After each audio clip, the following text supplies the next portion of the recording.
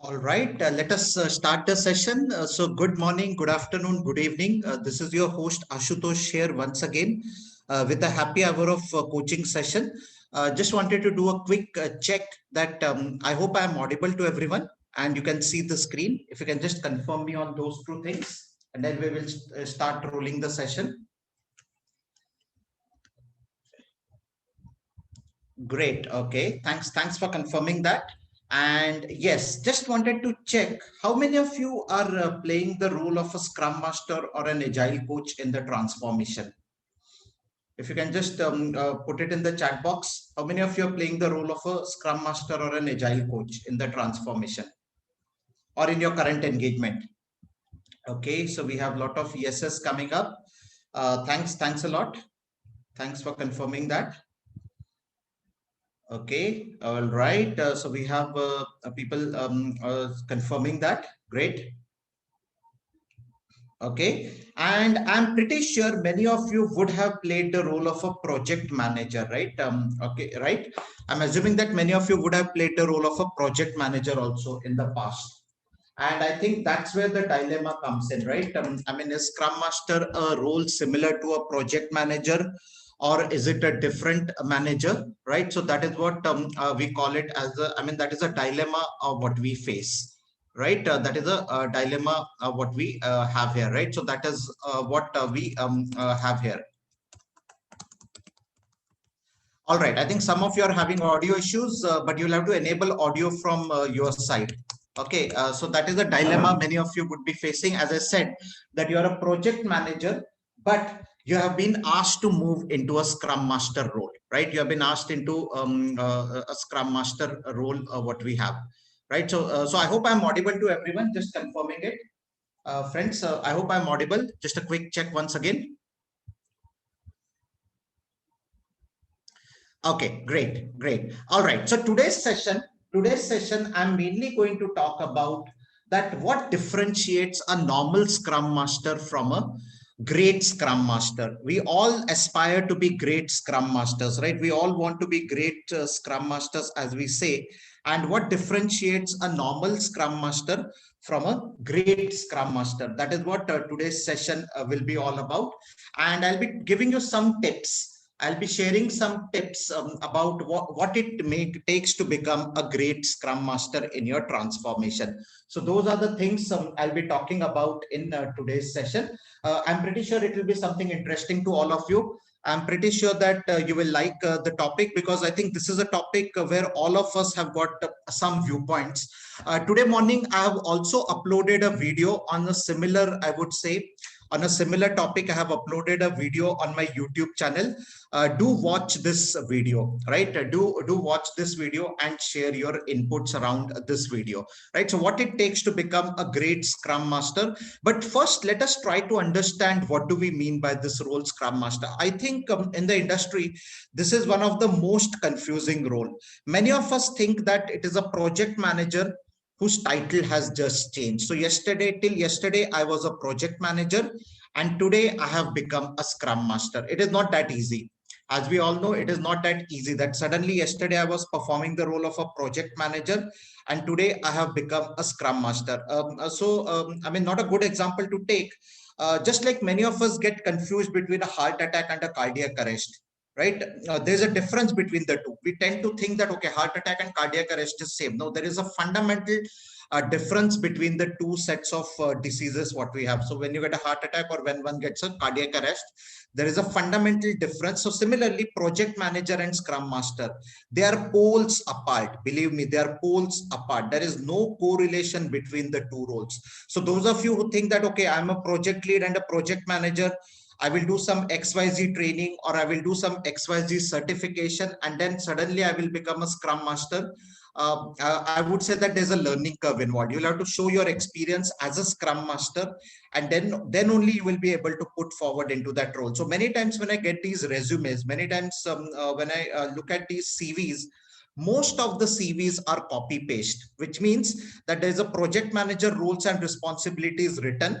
Whereas what is expected is a scrum master roles and responsibilities. I'll give you one very specific example.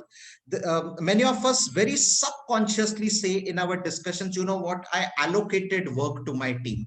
That is not what a scrum master does. That is what a project manager does. A project manager allocates work. A scrum master facilitates scrum event. I think those small words that can make or break our interview. Believe me, that can actually make or break or select or reject us from an interview. So for example, if I say, you know what, before leaving the day for Friday, I make sure that the work is allocated to everyone. That itself is a negative from a scrum master perspective. Nevertheless, we'll talk more about these nuances, these small phrases, these small words. We will talk more about it as we go along. All right. So so this is about me, Ashutosh Bhatodekar. I'm available on LinkedIn. There's a YouTube channel in my name, Agile Coaching and Transformation Leadership. It is now called actually Agile Coaching and Leadership. If you look at it, you just search on YouTube. You will find videos which will help you for your Scrum Master and an Agile Coach journey. I'm on Twitter. I'm also on Gmail, and I have also written a couple of articles on DZone. So if you are interested to read these articles, feel free to read these articles and share your inputs. This is what I have prepared. This is my interpretation of what Scrum is, from where I'm deriving the role of a Scrum Master. So Scrum Master, what is a Scrum Master? I will let you know in a moment, but this is my interpretation, or this is, I would say, my inference of this role of a Scrum Master, which is being derived. So I've tried to put the entire picture of Scrum at one glance. So in one single glance, you will be able to see what is Scrum all about and what is Scrum not all about, right? So that is one important information which I have shared here. Now let us try to understand the role of a Scrum Master. And I think this is a very recent change which has happened in the Scrum Guide, November 2020, last year, not even a year. As per the latest Scrum Guide, a Scrum Master is a true leader. This is a term they use, a true leader, someone who's a true leader, who's there to serve the team, not manage. As you can see, they are not using the word manage. There is nothing called as management of a Scrum team, right? There's nothing called as I will manage a Scrum team or I will manage a Scrum project. There's nothing called as a manage, if I were to say. Someone who's there to serve the Scrum team and the larger organization. Many of us forget that. Many of us think that the only job a Scrum Master has to facilitate a daily Scrum or to work in planning. No, you have to also look at the larger organization. Remember, a Scrum Master is a coach for the team, someone who coaches the team, and we will see whom all do we coach. Whom all do we coach, right? As a Scrum Master, there are certain roles and responsibilities which are expected out of me, and I am supposed to coach the team, right? So coaching is something which is integral part of my Scrum Master role, right? And of course, we all know is accountable for removing impediments of the team, with a caveat. I will explain what that caveat is. Protecting the team. What is this protecting the team? I mean, am I a bodyguard for the team? Many of us, when we hear this word protecting the team, protecting the team, sorry, they think that the Scrum Master is a black cat commando or a bodyguard for the team. No, when we say protecting the team, you're protecting the team from anything trying to interfere with the sprint goal. Anything which comes in the way of the sprint goal, the Scrum Master has to protect the team, and the Scrum Master has to facilitate a discussion around it, saying that this is not in alignment with the sprint goal. The whole intention of any Scrum event is to make sure that the team is focused. The team is not distracted. The team is not does not lose focus, and the team is dedicated to the work for which they have been picked up. The Scrum Master is not a team leader. Remember this. Scrum Master is not a team leader nor a project manager. Again, I think I'm repeating it for the fourth or fifth time by now in last 7-8 minutes, but that is what it is. I mean, many of us mistake Scrum Master to be a project manager. So many people come to me that I am a project lead or a project manager. I have to become a Scrum Master. What should I do? Even before I tell them any training, I tell them that forget what you are doing today. completely erase the memory of your job description as a project manager, because that is absolutely of no use when you're becoming a scrum master for a team or an agile coach for the team. Again, I'm repeating, these are poles apart roles and responsibilities.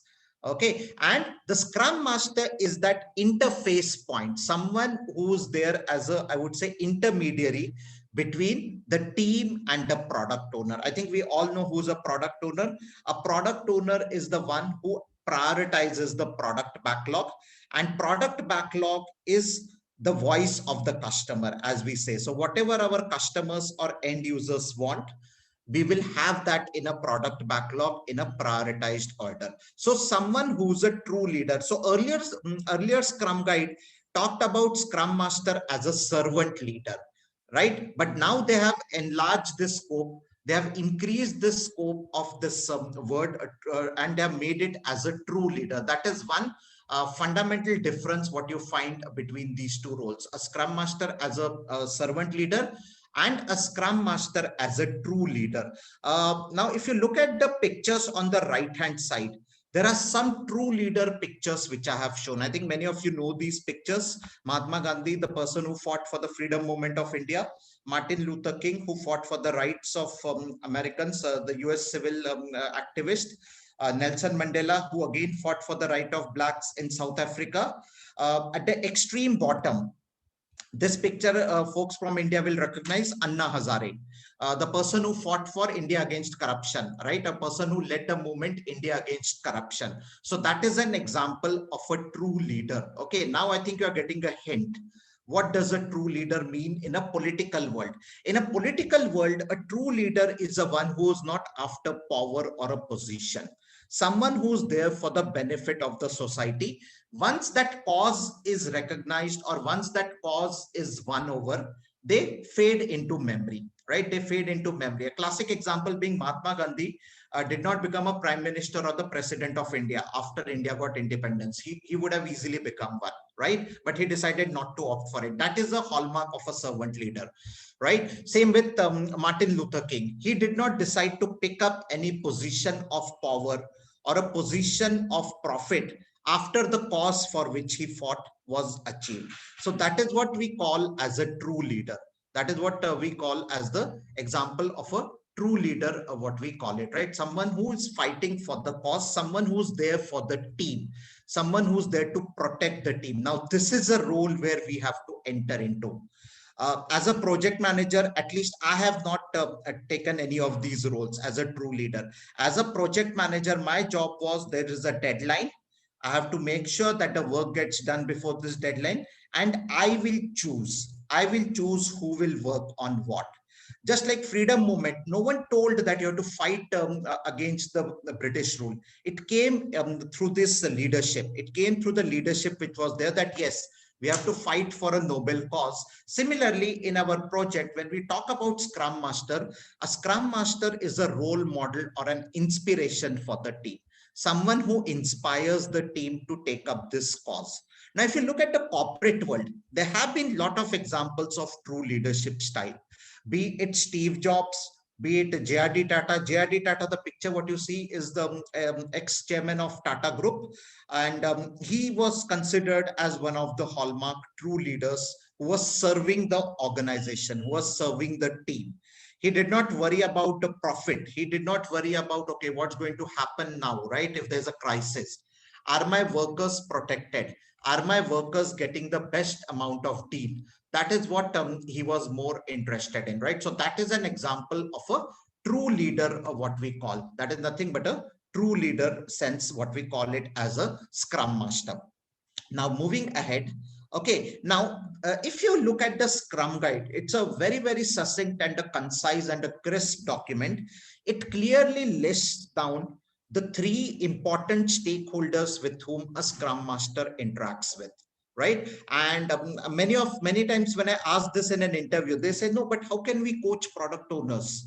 As Scrum Masters, we are not supposed to coach product owners.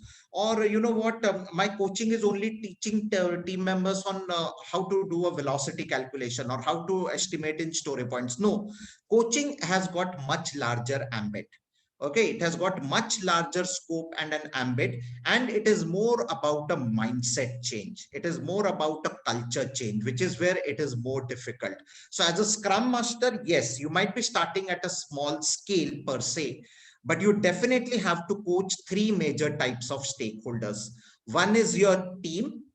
The second one is the product owner. Yes, a scrum master has to coach the product owner and serve the product owner. And the scrum master has to serve the organization for which he or she has been appointed there, right? So those are the three critical stakeholders which as a scrum master, I will have to serve them, right? So one of the important things when you coach team is you have to bring about a culture of self-management. The team should be self-organized, as we say. You don't have to tell the team that come to office at 9 o'clock. You don't have to monitor that, okay, how many coffee breaks is my team member taking? Self-management, bring about that culture of self-organizing and self-management, and bring about a culture of cross-functionality. What is cross-functionality? It is all-rounders versus specialists. Okay, don't try to create specialists in your team. Try to create all-rounders. Those of you who watched the India Sri Lanka match the other day, you know the importance of an all-rounder. We had lost 7 wickets, yet we could recover from that situation. By the way, that's also another example which I am now giving, that why velocity should not be tracked. If you look at that match, if you look at this match, right, who was the batsman, by the way? Anyone remembers the batsman who played that day, who made that wonderful knock of 69 and we won the match? Who was the batsman? Let me see if anyone remembers. Chahar, correct. Chahar. His statistics were in first 18 balls, he scored only 2 runs. Had he been in a scrum team, you know what? He would have been thrown out if I was a leader who was more after velocity. I would have said his velocity is very poor. But in the end, he won the match for us, right? So that's why I'm saying this is some of the misleading facts we have about velocity, that it has to constantly increase. Or if velocity is not increasing, there's a problem in the team. No, you have to worry about outcome, not about output. Velocity is just an output. Anyways, slightly digressed from the topic. Coming back to cross functionality. Cross functionality, again, there is a misconception that, you know what, if I'm a developer, I will be forced to pick up a testing job. I think many of us actually have this misconception that, you know what, if I'm a developer, someone will force me to pick up testing skills, or someone will force me to learn automation testing. No, that is where as a scrum master, you have to coach the team. You have to make sure that, first of all, you're not forcing any skills on a team member. You have to engage them in a conversation and ask them, apart from your Java development skill, what is that you would like to learn?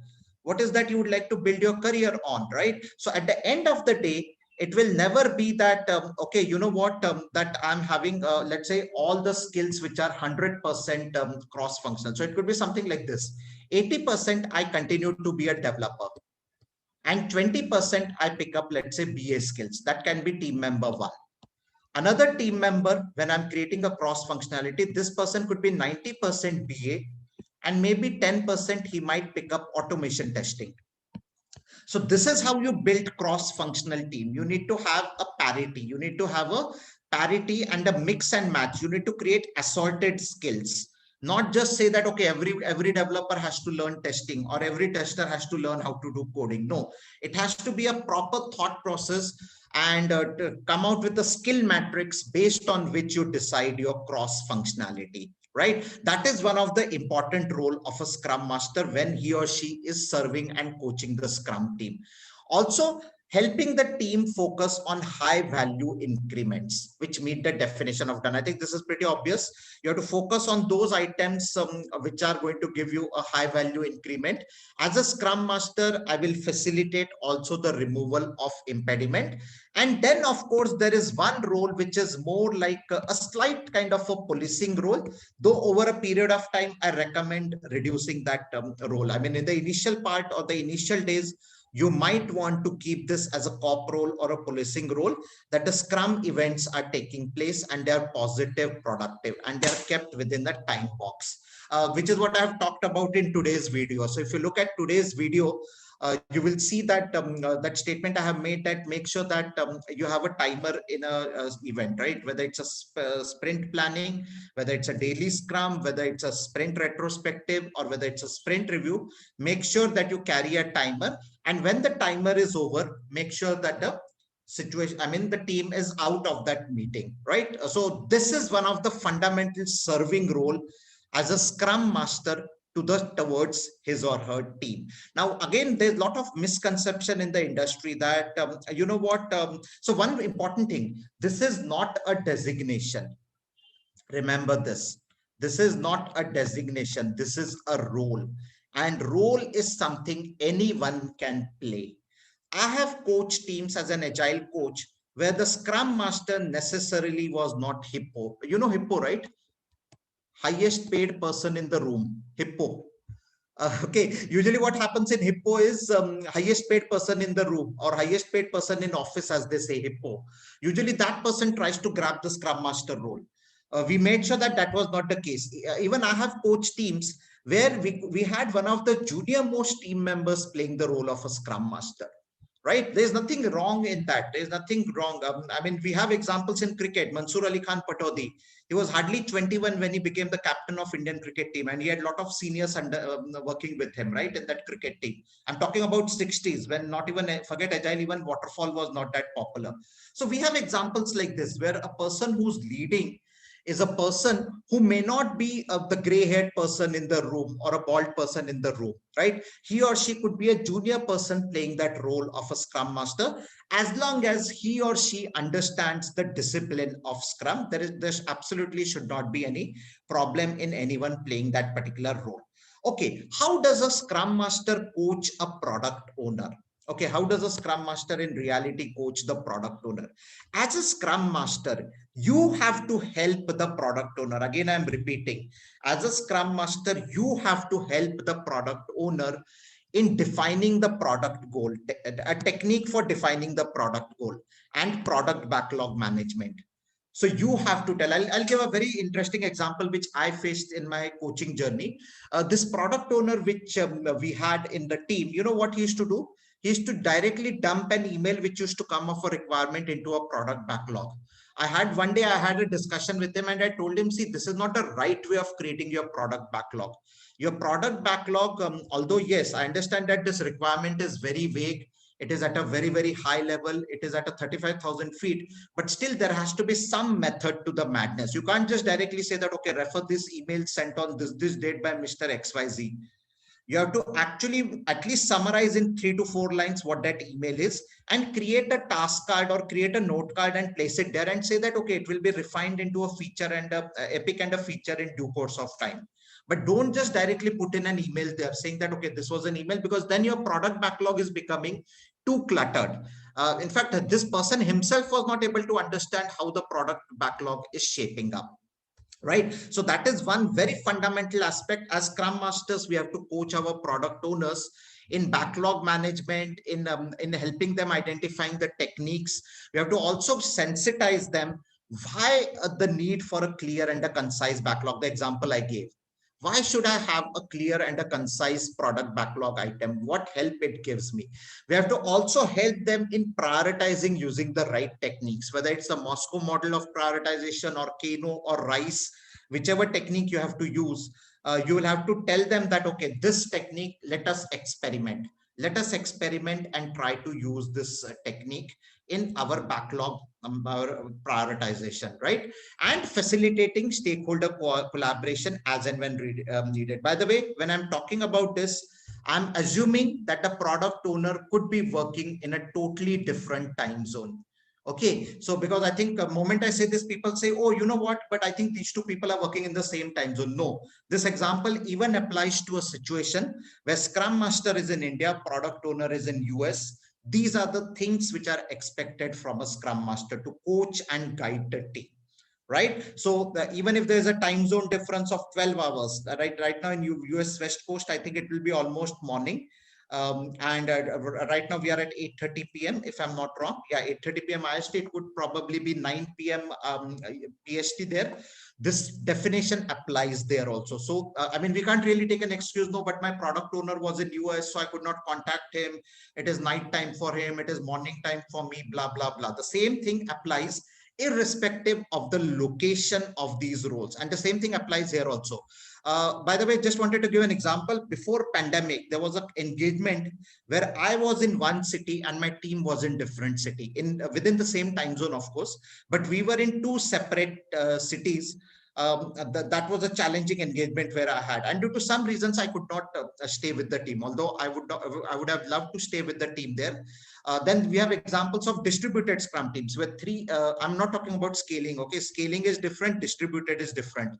One Scrum team of 7 people, 3 in location A, 4 in location B, and Scrum Master in one of these locations. That is what we call as distributed team. Please don't confuse this with scaling. This has nothing to do with scaling. Scaling means when there are multiple Scrum teams which come to the play here, right? Okay, so these are some of the roles and responsibilities of a Scrum Master with the product owner. How does a Scrum Master serve the organization?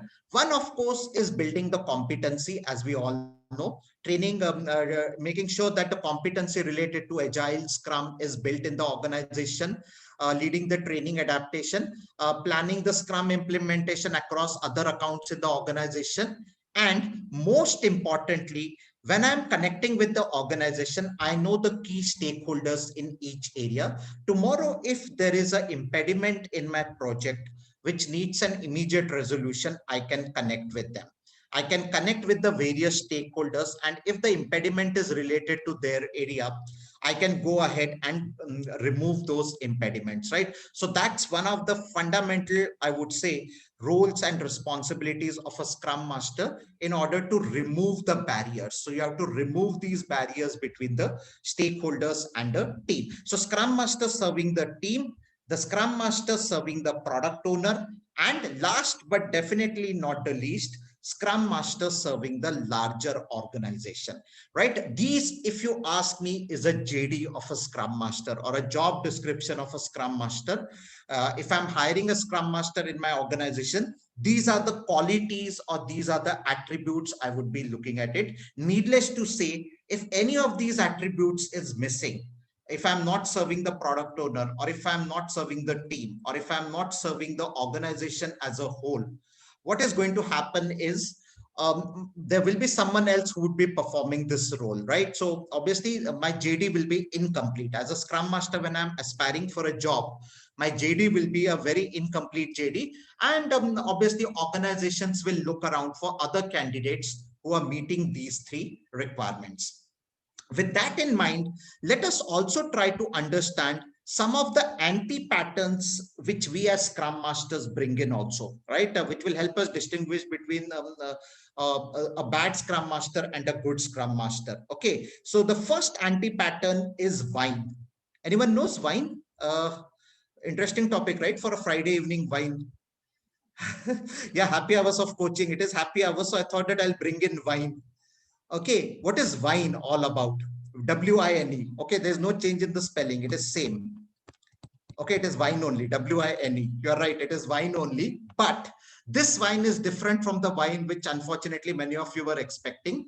This is waterfall in a new enhanced way, I call it, which means you just replace the label, old wine in a new bottle, as they say. So you are doing waterfall way of working. You do in an agile project, you end up doing waterfall. Classic example being this picture. First 7 days you do development. Next 3 days you do testing. That is wine, waterfall in a new enhanced way, as I call it, right? So this is the anti-pattern. This is one of the biggest anti-patterns which we as Scrum Masters encourage doing it. Your burn down chart looks something like this. Okay, your burn down chart looks something like this. Till the 9th day, it is like this, and suddenly it falls down. Suddenly it falls down. This is what a pattern of a burn down chart is. Whereas in reality, it should be like this. But what happens is till the last day, all your stories are incomplete. And suddenly on the last day, you find all the stories are getting completed. So you're backloading testing again. So this is nothing but waterfall in a new way. It's old wine in a new bottle. This is what we as Scrum Masters need to avoid. We need to strictly encourage, discourage these things from happening. One way of doing it is breaking caste system. Don't get me wrong, breaking caste system means building a self-organized team.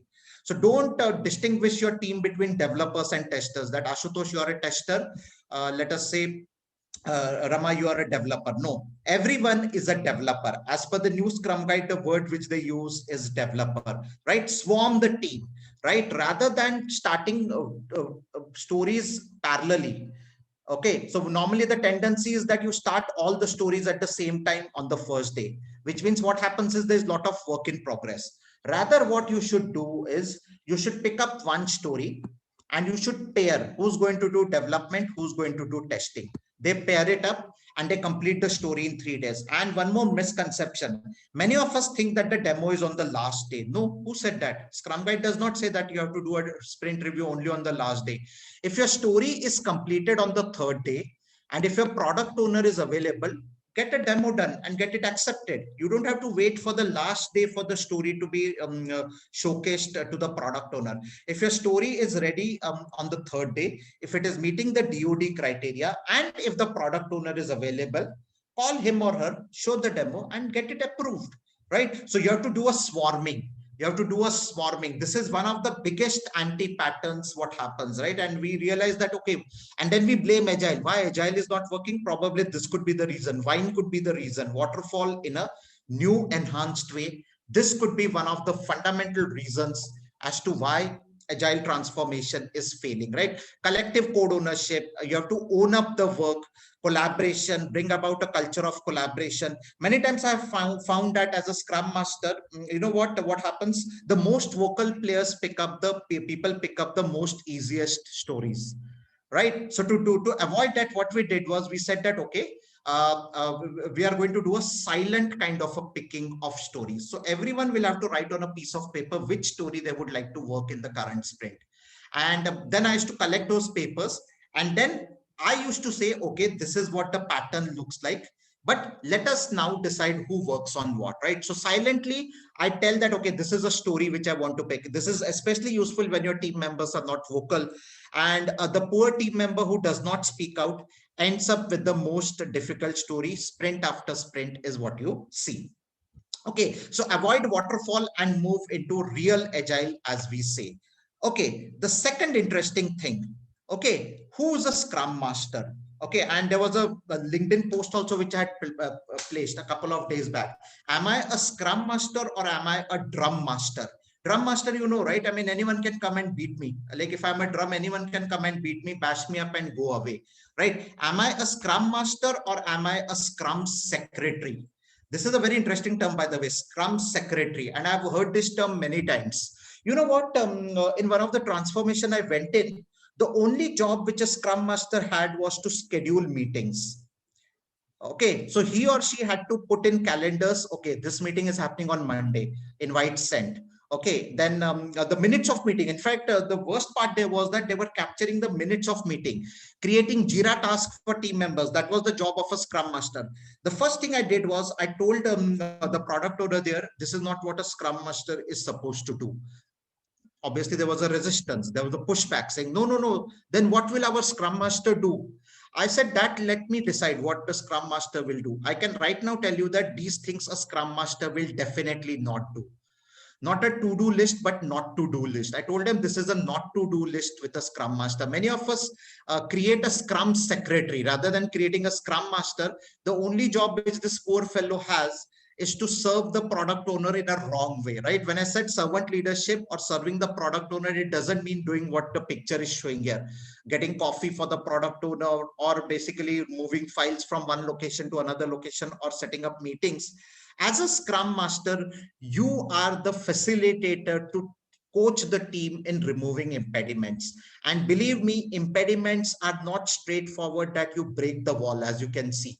Many times the solution has to either go up the wall or it has to go underneath the wall, or you have to take a circuitous route to break these impediments or to remove these impediments. So this is where the Scrum Master should be utilized on the right-hand side piece. Rather than what happens is we end up utilizing the role of a Scrum Master more on the left-hand side. right? So he or she is not a Scrum secretary. Remember this, he or she is not a Scrum secretary. He or she is more like an impediment remover, someone who will facilitate the removal of impediments in the engagement. Another wrong expectation from Scrum Master: oh, you're a Scrum Master, so why is the velocity not increasing? I'm pretty much sure you have heard these questions many times. Why is the velocity not increasing? What is wrong? I mean, we thought that you are a Scrum Master, you are a coach, you have done so many good trainings, and the velocity is not increasing. Believe me, friends, velocity is a myth. Again, I'm repeating. Imagine you traveling in an aircraft from city A to city B. Initially, the plane is at a ground level. Yeah. Then it goes up to 500 feet. Then it goes up to 1,000 feet. Then it goes up to 10,000 feet. Then it goes up to 20,000, then it goes up to 35,000. Beyond 35,000, should the pilot take the plane up, further up? 35, 40, 50, 60, 75, 80, 90. You know what's going to happen, right? You probably will not reach the destination what you intended to. So velocity is like that. It is completely wrong to expect that velocity will constantly increase, friends. It has to plateau out at a point in time. And believe me, velocity is one metric which is the most used, most misused, and the most abused metric. I'll repeat once again, velocity is the metric which is the most used, most misused, and the most abused metric, right? It does not give you any real-time concrete information. It's like, you know what has happened in COVID-19 in India, right? You try to enter a mall, this person, the security guard, is going to decide whether you can enter the mall or not. And how is he going to decide? He's going to decide on that device whether you have a temperature or not, right? Imagine, I'm not, okay, I'm not doubting, I'm not saying that I'm not demeaning a profession here, but imagine this situation that a security guard is going to decide whether you can enter a mall or not, and it is based on that device. Now, I'll tell you a very funny incident. The other day I went to the mall and this device was showing me having a temperature of 100. And this person obviously said, "Nahi, you cannot enter, sahab, aap ja nahi sakte." I said, why? No, no, you're having temperature. Then I said, but I don't think I have a temperature. Then he did it again. It came to 98 and finally it came to 94. So, I mean, I try to understand what that device was or what that accuracy of that device was, or that oximeter, which they press it under your palms, under your fingers, right? That gives some numbers based on which this person decides whether you can enter your own house for that matter many times, right? So I was entering my house after 2 months. I was outside. I was coming to my house after 2 months, and this person again said, no, no, there's a mandate from chairman where to check the temperature. I said, this is my house, boss. What will you do if there's a if I have a temperature? He said, no, that we will decide later. So something similar happens with velocity. You have to take it with a pinch of salt. Initially, okay, you can measure it for 1 or 2 sprints, but don't be too much overwhelmed with this tool, with this velocity chart, because if you ask me personally, anyone can game this chart. You make me a team member, I can show that the velocity of my team has improved by 20% sprint on sprint. I will make sure that a 3-pointer story is estimated as a 5-pointer story, or an 8-pointer story. I can convince you that it's a 13-pointer story. So it's a myth. Velocity is an output driven metric. Unfortunately, it is not an outcome driven metric. The example what I gave just a few minutes back, right? Chahal, had we in fact, if you see even the last 18th over, he left 4 balls without scoring because he knew that if he tried to score on this ball, there is a probability of him getting out. And he said that, okay, I will manage the runs in the next ball, right? Had I gone after this person saying that, no, no, no, your velocity is too low, first of all, you took 18 balls to score 2 runs, and now in the last we need some 30 35 runs, and you're behaving like this, I'm going to throw you out of the team. If as a coach I make that statement, you know what's going to happen, right? But as a coach, I knew that yes, he has this target in mind, he or she will achieve that target. So focus on outcome, not on, see, one fundamental mistake we make is velocity is a predictability metric, whereas we need to focus on adaptability or an outcome based metrics like lead time. Lead time is a better performance metric if you ask me, right? Then your value points or your business outcomes, like how quickly have you delivered the feature into the market? What is the response you have got from the feature in the market? That is one of the big metric, or that is one of the metric what you should be measuring. Unfortunately, all of us have gone into that trap of velocity, and we say that, or we think that, you know what, velocity is something which has to improve. No, it will never happen like that. It will be like that aircraft example. You'll probably go at 60,000 feet and the aircraft will never return back to its base location. That's what's going to happen with velocity. Okay, another interesting point. I am a scrum master, not a postman. Okay, many of us treat our scrum masters like a postman, which means what? Transfer the documents from one location to another location. Make sure that the SharePoint repository is up and running. That is what we do. Or we say that, you know what, as a scrum master, I should be doing estimation. I mean, I should be doing estimation and allocating tasks, or I should be creating Jira tasks and allocating. So I'm not a postman or a postwoman. What is important is, am I bringing about a culture of empowerment in my teams? That is what is very, very important. That am I at the end of the day bringing a culture which is more in line with the empowerment of my team? That is what is the role of a scrum master. That is fundamentally what a scrum master is supposed to do. Again, tying up with something which I said in the beginning, that a scrum master is not someone who's going to be like a project manager. He or she is not going to tell what needs to be done. He or she is more going to facilitate the conversation, someone who's going to empower the team, someone who's going to make sure that the team is on the right journey from an agile perspective. So that's fundamentally the role of a scrum master what we have. Now, interesting thing, when I was looking for this presentation, I found one very interesting tidbit.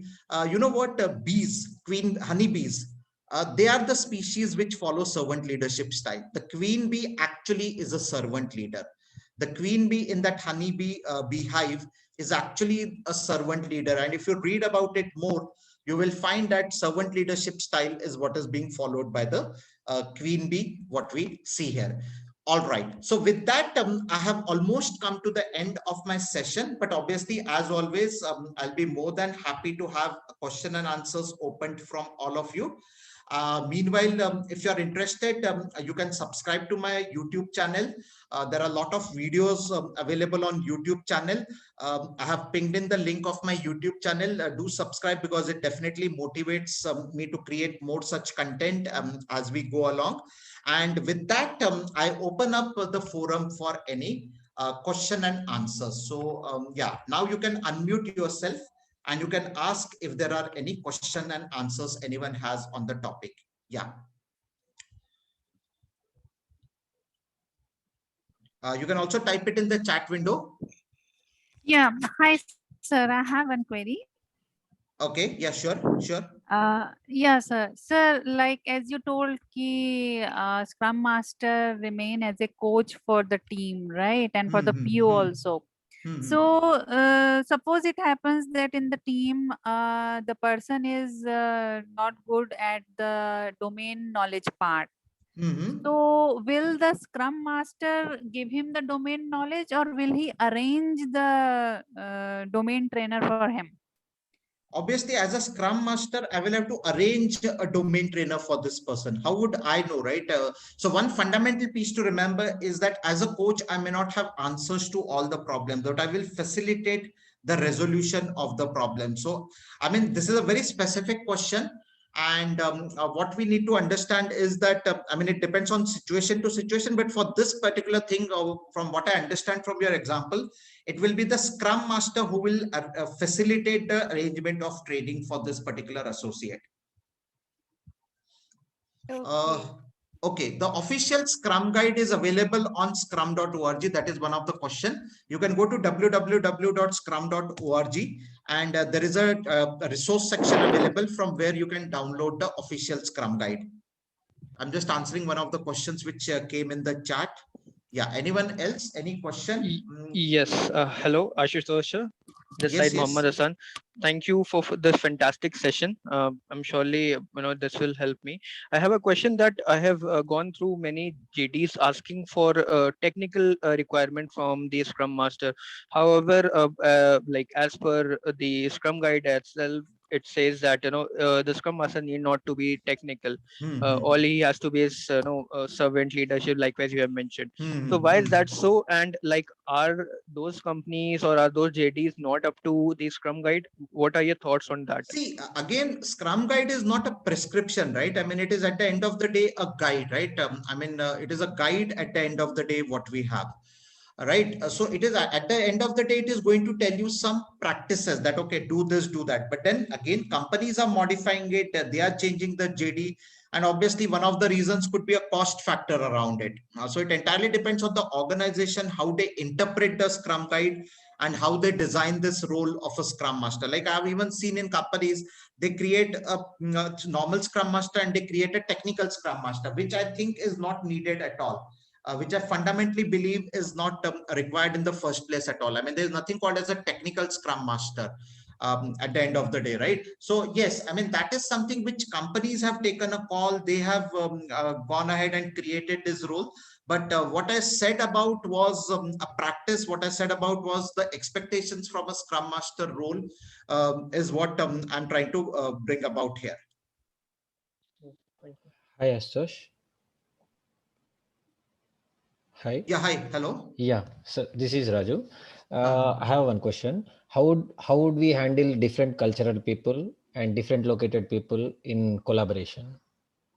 Yeah, so one of the very important things in cross-cultural teams is that you have to, first of all, even before you start even before you decide whether it is Scrum, XYZ, etc., you have to actually arrange a cross-cultural training. That is what I normally recommend, and that is what I do also. That makes sure that the team, we know the classic model of team building, right? Forming, storming, norming, performing. Now, obviously, when you have teams which are coming from cross-cultural environment, right? We need not even go outside India. India is such a diverse country that we many times end into situations where we have a mix and match of cultural aspects coming into a team. That is where we need to, as I said, the first and the foremost thing is we need to bring about a cross-cultural training. That is what I normally do as a part of this exercise.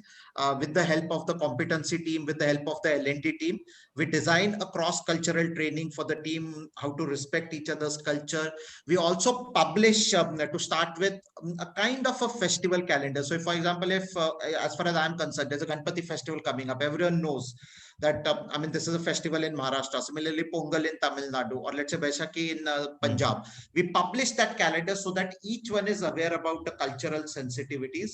Each one is aware about what we can expect, and that culture of respect is built in. So that's what we do as a part of this building up cross-cultural thing. So more than Scrum or more than any of these events or more than artifacts, what is important here is creating that culture of respect, creating that culture of mutual, I would say, mutual respect for each other. That is something which is fundamentally very, very important.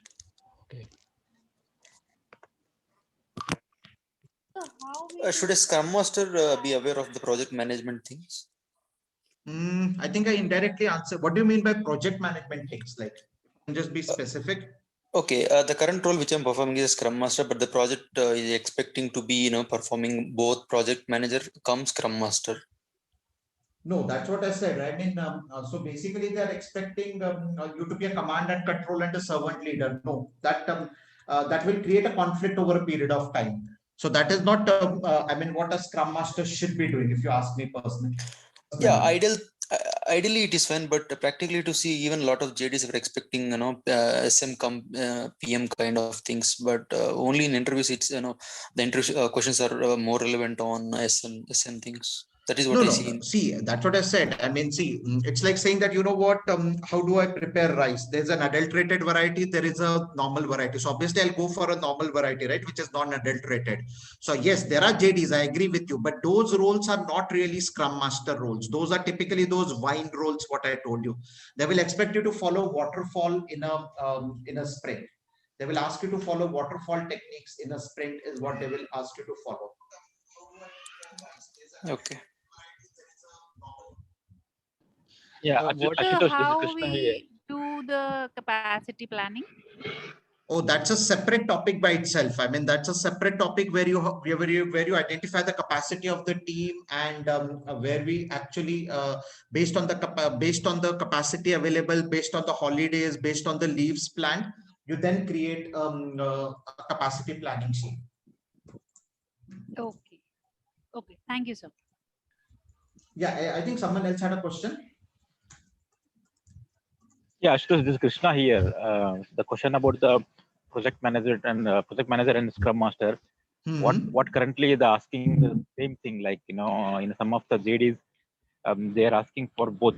And if I explain about the, you know, role different and, you know, about the guidelines, then I'm not sure that my profile will be shortlisted. So how to say, like, you know, do we say both will do, or I'm not getting exactly how to address. No, that's the problem of the industry, right? I mean, probably the interviewer or the person who crafted the JD is not aware what is expected. See, here you have to clearly ask that, are you really expecting a project manager role, or are you expecting a Scrum Master role? That you have to clearly articulate. It cannot be a mix of both the roles. Again, what I'm trying to tell, it will become like a cocktail, right? I mean, it will not taste good. At the end of the day, you have to be very clear that, okay, what exactly are they looking for? Is it a pure delivery role? So again, I'm not saying that a delivery manager or a project manager is a bad role. If they're expecting that, we will do that. But don't try to mix and match things. I mean, try to mix both the words. These are two different words. Again, I'm repeating. These are totally two different words. You cannot mix and match these two words into one. I think that's where you'll have to ask this question. What exactly are you expecting? So if you're expecting a project manager role, I mean, what is a Scrum Master doing here, or what is supposedly a Scrum Master supposed to do in this transformation? Those are the questions what we should be asking here. Okay, I think Praveen had a question. I think I lost Praveen those questions. I think they Okay, I'll ask you again, Ashutosh. Like, no, how would a transformation happens from a Scrum Master to coach? Again, so we are doing the same thing, right? So how does? Yeah, so the fundamental difference is, I mean, coach, obviously okay, so if you remember, I talked about the 3 layers, right? Scrum Master serving the team, Scrum Master serving the product owner, Scrum Master serving the organization. The organization context in a Scrum Master role might be a little less, but as you move along the coach, that percentage increases over a period of time. So initially it could be you're serving the team, probably could be 70% or 60%, 30% for the product owner, 10% for the organization. That balance will slowly change over as you move, or as you transform from a Scrum Master into an Agile coach role. That is how the transformation would happen. My follow-up question on the same thing is, like, how would you feel that he's a good Agile coach? Along with these responsibilities, are you expecting, or maybe, you know, is the organization expecting any other responsibility? Yes. So okay, forget organization. As an Agile coach, I would rate my performance as something like this: that how quickly I have been able to create a person like me in the transformation. How quickly can I create a person like me in the transformation so that I can move into another engagement? So that will be, that is what I would say would be my role as an Agile coach, or that is what I would say would be the success criteria of me as an Agile coach, and also helping my business in identifying and deriving some business outcomes. Again, that's a separate topic by itself, business outcome. But at the end of the day, if I can help the organization where I'm serving to identify some critical business outcomes for their transformation, that would be another yardstick of my performance. What are all sorts of impediments that Scrum Master should remove from the team? Be it like if a person needs to be trained on Python, so that is a like typical example. What are other sorts of impediments that the Scrum Master? So that is not an impediment. I don't think a person to be trained in Python is an impediment. That is a training requirement. Impediment is something which is blocking your work. Like, let us say the server access is down, or you're not able to access the test server, right? Those are the impediments. Or suddenly the permissions have been encrypted, or you're no longer allowed to access to that. I mean, that is what we call as an impediment or a blocker. Team members not trained in Python is more like, I would say, it's a training requirement. I mean, yes, although as a Scrum Master, I will facilitate that arrangement of the training, which is what even an earlier person asked about it. But what is important is that at the end of the day, I mean, how quickly can we resolve these impediments? Again, one more misconception. It is not only the Scrum Master who resolves the impediments. The team can also, I mean, that's the proof of your self-organizing team. If the team themselves are picking up the impediments and resolving it, that is also one of the coaching techniques which the Scrum Master has applied, and he or she has managed to bring about a culture of, or a mindset change of self-organization. So again, yes, the Scrum Master is accountable for removing impediment, but it doesn't mean that a team member cannot pick up that role. Even a team member can facilitate the removal of impediment. Just a follow-up question on this, being server down a permission encrypted.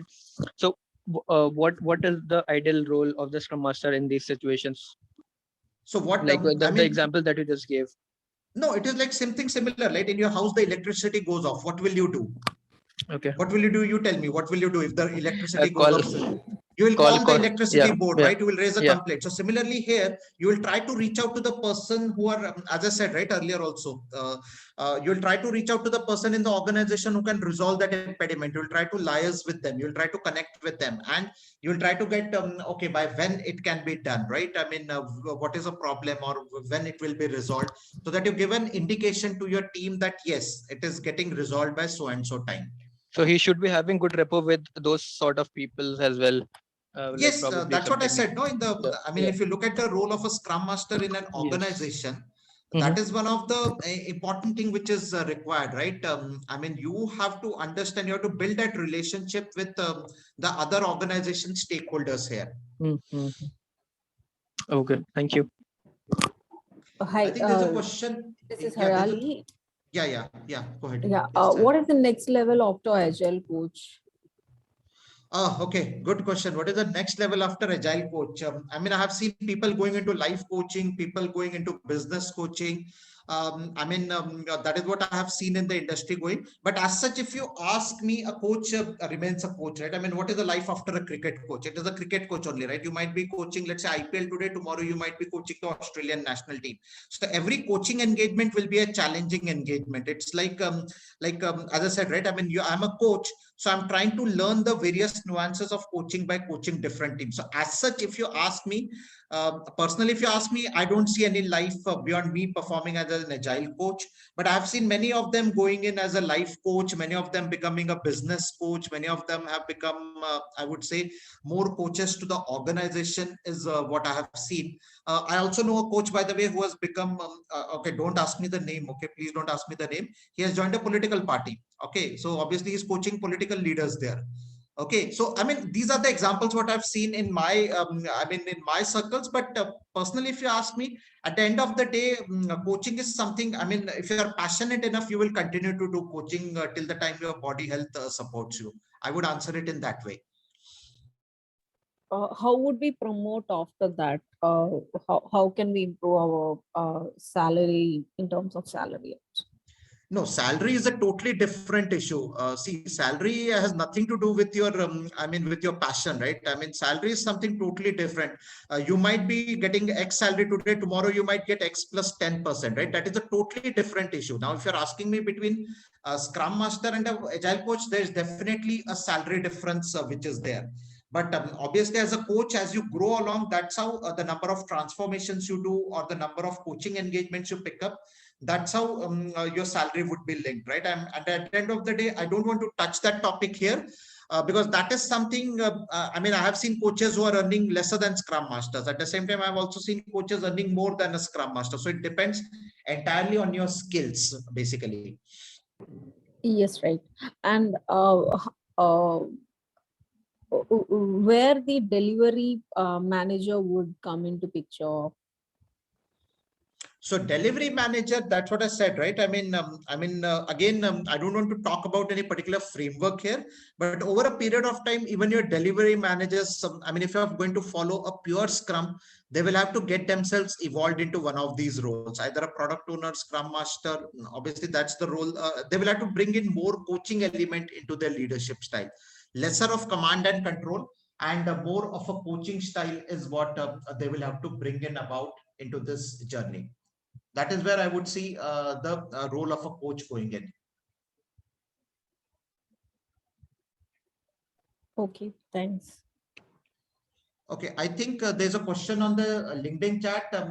But charts, yes, there are a lot of charts. There's a burn down chart, burn up chart, cumulative flow diagram.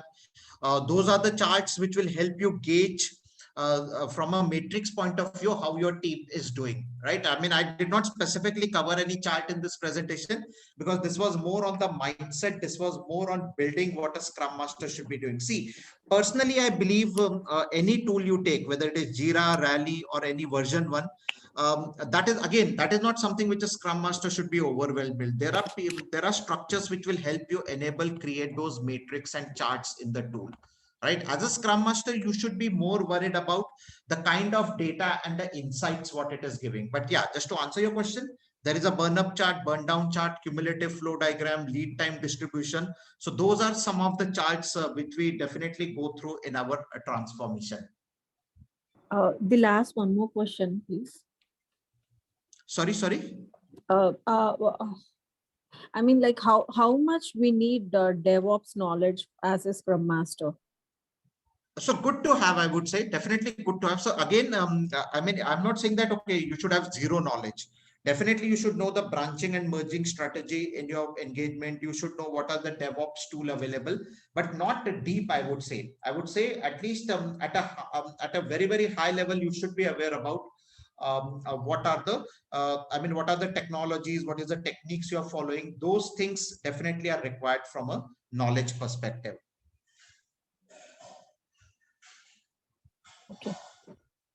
Okay, I think there's another question on the chat.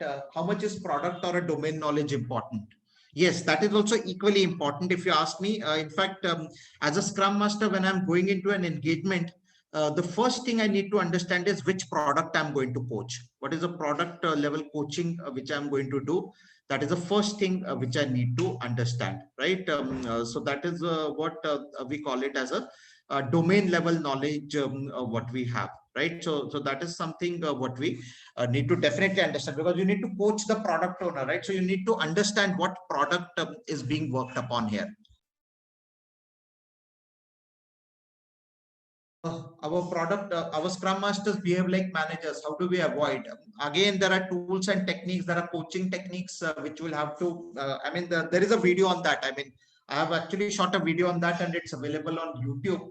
And you can have a look at that video. In any case, I usually cover that in some other sessions. I would have covered that in one of the happy hours of coaching session in the past. That's a big topic by itself. How to make sure that managers don't try to command and control the team. How would we differentiate regular Scrum Master and safe Scrum Master? No, safe. Okay, so there's nothing called as a regular Scrum Master. Okay, see, safe is one of the frameworks of Agile. Likewise, there are many other frameworks. Okay, so we have Kanban. Okay, but in Kanban, we don't have a Scrum Master. We have someone called as a Kanban facilitator. Safe, yes, Safe calls it as a safe. So safe is a framework for scaling Agile. If you talk about only Scrum, we have a Scrum Master. And when we talk about Scrum, it is about a self-organized team less than 10 people together, right? So which means a single digit team. Whereas when we go in a safe way of working, you have multiple Scrum teams, and which is where the dynamics of scaling comes into picture. So that is what we call as a safe Scrum Master, a person who is working in a safe engagement, but performing the role of a Scrum Master. Generally, we say Scrum will follow Agile principles, and Safe follows Lean principles. So no, Safe follows Lean Agile principles. It is not just Lean principles. It is Lean as well as Agile principles. Both are followed by Safe. Agile is some methodology, right? What is lean here? No, lean is also a way of working. I mean, the origins of lean go back into manufacturing world. I mean, Toyota was the first company which came out with a lean way of working. So lean, the core philosophy of lean is waste identification and waste elimination. So you have to identify the waste in the process and eliminate the waste out of the process. So that is what a lean as a methodology talks about. So when we talk about SAFe follows the lean agile way of working, not just lean. It is also following the agile manifesto.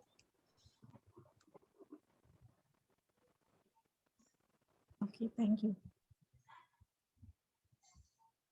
Yeah, I think Sandeep, I've answered that question. Sandeep has asked this question on the chat. So I think I've answered that question. Yeah, one more question. One more last question. Which one is better? Is it SSM or SASM? So I can't answer that question on a public forum because obviously there are some commercial interests involved there. So, maybe you can connect with me offline on this question because obviously the session is on LinkedIn and it's getting recorded. So obviously I'm not going to talk anything about the commercial aspect of it because obviously that will see, these are two different certifications. One is one is the being a leader and another one is more on the Scrum Master side. So, I mean, each has got its own advantages and disadvantages. Okay, okay, I'll talk to you one-on-one. Yeah, sure. All right.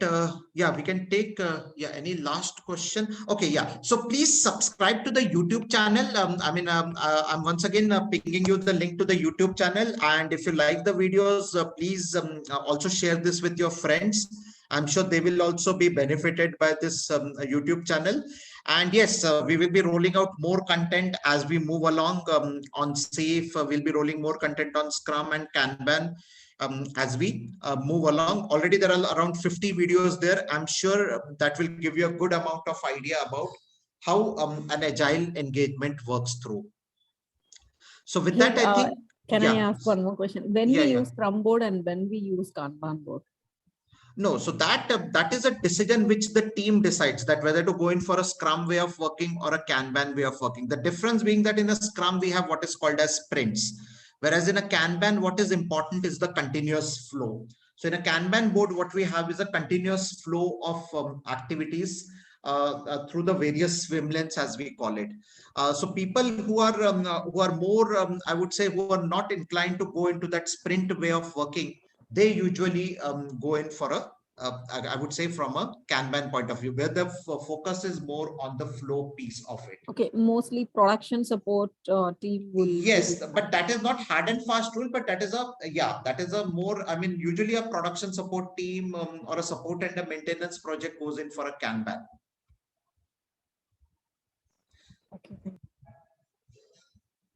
Okay, Sapan, I think you had a question. How do we get ideas for workshop preparation, right? See these ideas you get only when you work with the team. In reality, when you work with the team and when you try to understand the problem they are facing, when you apply techniques like brainstorming or idea generation or design thinking, you can then come out with innovative ideas on how to conduct the workshop. I heard that there is some tactical planning applying on Scrum when you run out of time. No, there is nothing like that tactical planning. Once a sprint is over, it is over. You have lost that opportunity, right? You cannot do planning to recover that lost time, right? So when your events are overtime, there is nothing called as an overtime in Scrum. Once you hit the time box, the event gets over. That's it, right? You have to stop working on that event. Within the Scrum team, the level of maturity in self-organizing and self-managing across the team. So someone asked me this question, I'm just confusing how to address this. So what is the role of a Scrum Master then? If the team is managing their things and they improve their level of maturity, then what is the use of Scrum Master? Then you don't really need a Scrum Master for the team. But the other parts, you have to check the maturity of the product owner. You have to check the organization agility as a whole. Then there the Scrum Master might work more towards the organization side or might work more towards the product ownership side. So that's where the Scrum Master will be more working in that area. Oh, sure. Thank you. Okay. Yeah, anyone would like to come on a video? Please feel free to come on a video if you're okay. Not a compulsion again. If you can come on a video, we can have a nice snap. And yeah, thanks, Mohammed. Yeah, thanks. Thanks, Shrikant. Yeah, thanks a lot. Thanks for yeah. Okay. Yeah. So I hope this was a interesting session for all of you, and hope you're taking some learnings away from this session. And once again, thanks for wholeheartedly joining this session. And yeah, watch out for more such sessions. We're also planning to get more speakers from the industry for these sessions. And yeah, have a great weekend ahead. And thanks once again for joining. Thank you so much. Thank you. Thank you so much for the wonderful session. Bye. Yeah, take care. Bye. A small